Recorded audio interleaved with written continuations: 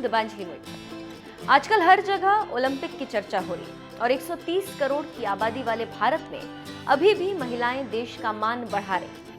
पहले इसकी शुरुआत मीराबाई ने की, उसके बाद एक और लड़की धमाल मचा रही, जिसकी चर्चा सोशल मीडिया पर जबरदस्त हो रही। जिस तरह से चानू गरीबी तकलीफों को पीछे छोड़ आज देश की आंखों का तारा है, ठीक उसी तरह एक और लड़की जिसकी चर्चा हर भारतीय की जुबान पर लोग हसरत भरी नजरों से देख रहे हैं, उसका नाम है पूजा रानी। लेकिन आज जिस पूजा की बात हो रही है उसकी जिंदगी ऐसे ही नहीं बनी। इसके लिए पूजा रानी को काफी संघर्ष करना पड़ा, तब जाकर आज वो लड़की इस मुकाम पर पहुंची जिसकी चर्चा हर भारतीय कर रहा है और दुआ कर रहा है कि पूजा एक और गोल्ड भारत की झोली में डाले।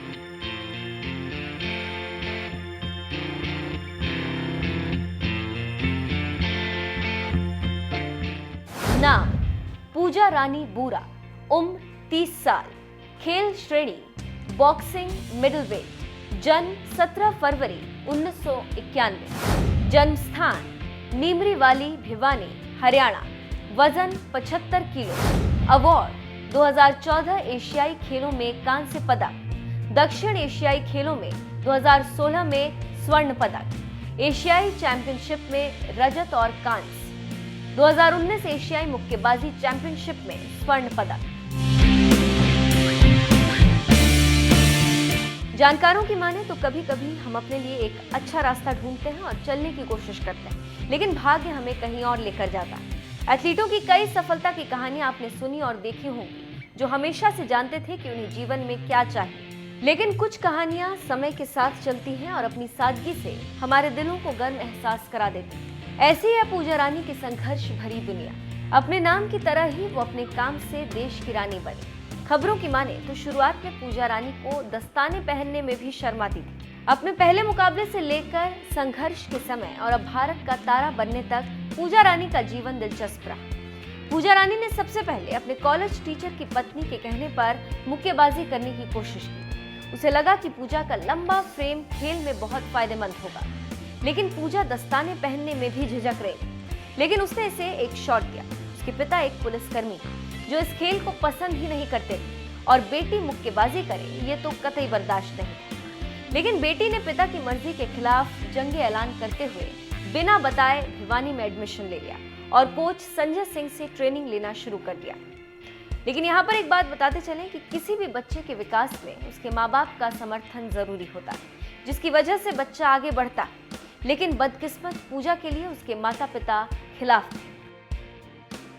पूजा रानी अपने फैसले पर अडिग थी और अपने माता पिता को समझाने की कोशिश करती रही और किस्मत पलटी और माता पिता ने बेटी से हार मानी। तब जाकर हालात बेहतर हुए और तब से अपनी प्रतिभाशाली बेटी का पूरे दिल से समर्थन करना उन्होंने शुरू कर दिया। पूजा ने अगले कुछ सालों तक पदक जीतने की दौड़ जारी रखी और अंतर्राष्ट्रीय स्तर पर हलचल पैदा करना शुरू कर दिया और रानी ने अपने दम पर एशियाई खेलों में कांस्य पदक जीत लिया। लेकिन खिलाड़ियों के लिए खुशी और गम दोनों एक साथ चलते हैं। ऐसा नहीं कि सिर्फ आपको खुशियां ही मिले, गम भी मिलते हैं। पूजा रानी के साथ भी यही हुआ।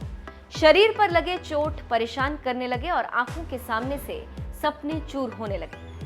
लेकिन भारत की बेटी ने हार नहीं मानी और अंततः गंभीर चोटों पर विजय पाई।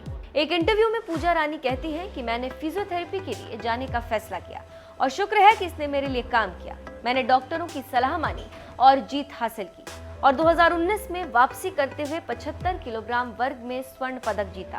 जानकारी देते चले कि ये उपलब्धि हासिल करने वाली वो पहली भारतीय महिला।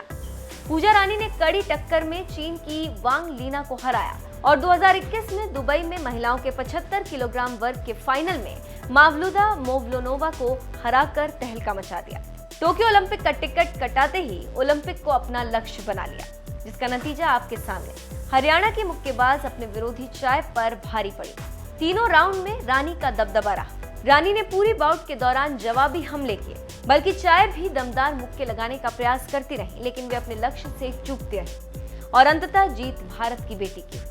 अब भारत के इस चमकते सितारे की लड़ाई 31 जुलाई को क्वार्टर फाइनल में ओलंपिक कांस्य पदक विजेता, 2 बार के एशियाई चैंपियन और पूर्व विश्व स्वर्ण पदक विजेता चीन की ली कियान से होगा। चीन की 31 साल की मुक्केबाज का पूजा के खिलाफ रिकॉर्ड शानदार। वो भारतीय मुक्केबाज को 2014 एशियाई खेलों के सेमीफाइनल में और पिछले साल जॉर्डन में एशियाई ओलंपिक क्वालिफायर में भी हरा चुकी।